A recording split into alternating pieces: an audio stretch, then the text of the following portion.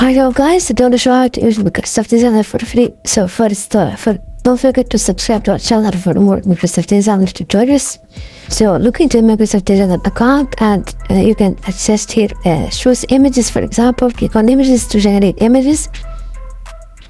You can also edit with AI. Select to remove background, edit an image, generate arrays of upscale or frame images. So let's say for example I want some image, and you can just click right there and edit image. So here you can also drag and drop your image to edit this, or here you can just describe your image by the prompt. Here I want to generate the sun image and hit enter. So I have to be signed in here, but and click on create, select the color or the size of your image, and let's get back here.